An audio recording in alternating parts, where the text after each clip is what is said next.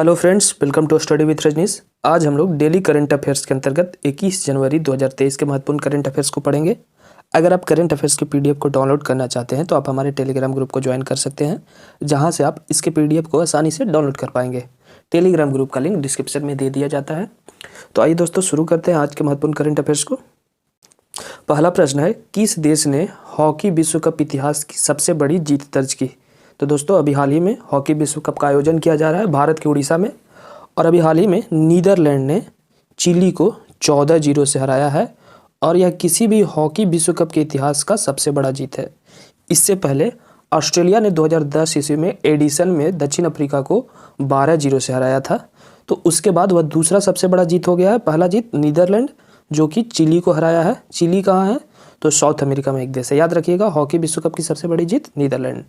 आइए आगे बढ़ते हैं दूसरे प्रश्न की ओर। दूसरा प्रश्न है, एक दिवसीय क्रिकेट मैच में भारत में सबसे ज़्यादा छक्का लगाने वाले बल्लेबाज कौन बने? तो दोस्तों, एक दिवसीय क्रिकेट मैच में भारत में अगर कहा जाए तो सबसे ज़्यादा छक्का 123 छक्का महेंद्र सिंह धोनी का था, लेकिन अब 125 छक्का के साथ रोहित शर्मा पहले स्थान पे आ गए हैं। और अगर ओवरऑल एक दिवसीय क्रिकेट में सबसे ज़्यादा छक्का की बात किया जाए तो उसमें भी रोहित शर्मा पहले स्थान पे हैं, याद रखिएगा। आइए आगे बढ़ते हैं तीसरे प्रश्न की ओर। तीसरा प्रश्न है, किस भारतीय प्रौद्योगिकी संस्थान ने स्वदेशी मोबाइल ऑपरेटिंग सिस्टम भरोस BHAROS भरोस विकसित किया? तो दोस्तों, भरोस जो ऑपरेटिंग सिस्टम है वो IIT मद्रास ने विकसित किया है। यह स्वदेशी तकनीक से निर्मित एक ऑपरेटिंग सिस्टम है जिसमें आपके डेटा पूरी तरह से सुरक्षित रहेंगे। तो याद रखिएगा, भरोस नामक ऑपरेटिंग सिस्टम किस प्रौद्योगिकी संस्थान या IIT ने बनाया है? तो IIT मद्रास। आइए आगे बढ़ते हैं चौथे प्रश्न की ओर। चौथा प्रश्न है, किस भाषा के विख्यात कवि नीलमणि फुकन का हाल ही में निधन हो गया? तो दोस्तों, यह असमिया भाषा के एक प्रख्यात कवि थे। इन्होंने 2020 ईस्वी में ज्ञानपीठ पुरस्कार जीता था। आइए आगे बढ़ते हैं पांचवें प्रश्न की ओर। पांचवा प्रश्न है, किस राज्य सरकार ने छात्राओं को 60 दिन के लिए मातृत्व अवकाश की घोषणा की? तो दोस्तों, ये जो आंसर होगा इसका केरल होगा।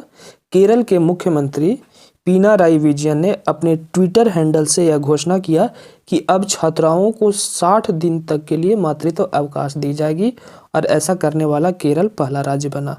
ठीक है, तो याद रखिएगा, 60 दिनों तक छात्राओं के लिए मातृत्व अवकाश की घोषणा किसने की? तो केरल। आइए आगे बढ़ते हैं छठे प्रश्न की ओर। छठा प्रश्न है, किस देश के राष्ट्रपति गुयेन जुआन फुक ने अपने पद से इस्तीफा दे दिया? तो दोस्तों, गुयेन जुआन फुक का संबंध वियतनाम से है। ये वियतनाम के राष्ट्रपति थे, और ऐसा कयास लगाया जा रहा था कि इन्हें बर्खास्त कर दिया जाएगा, लेकिन इन्होंने खुद से अपने पद से इस्तीफा दे दिया। हम लोग इसी तरह का एक और करंट अफेयर्स पढ़ चुके हैं, जब न्यूजीलैंड के प्रधानमंत्री जोसिंडा आर्डर्न ने अपने पद से इस्तीफा दे दिया था। तो याद रखिएगा, गुयेन जुआन फुक कहाँ से हैं? तो वियतनाम से हैं। आइए आगे बढ़ते हैं सातवें प्रश्न की ओर। सातवां प्रश्न है, किसे राष्ट्रीय स्वास्थ्य प्राधिकरण का निदेशक नियुक्त किया गया है? तो दोस्तों, राष्ट्रीय स्वास्थ्य प्राधिकरण का निदेशक प्रवीण शर्मा को बनाया गया है। याद रखिएगा, प्रवीण शर्मा राष्ट्रीय स्वास्थ्य प्राधिकरण के निदेशक हैं। आइए बढ़ते हैं आठवें प्रश्न की ओर। आठवां प्रश्न है, अंतर्राष्ट्रीय पर्यटन मेला फितूर 2023 कहाँ शुरू हुआ?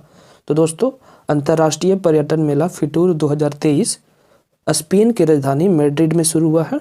ठीक है, इसमें भारत की तरफ से जो भाग लिए हैं वो राजस्थान पर्यटन विभाग के एक टीम ने उसमें भाग लिया है। याद रखिएगा, अंतर्राष्ट्रीय पर्यटन मेला फितूर 2022 कहाँ शुरू हुआ? तो स्पेन की राजधानी मैड्रिड में। अब आइए बढ़ते हैं नौवें प्रश्न की ओर।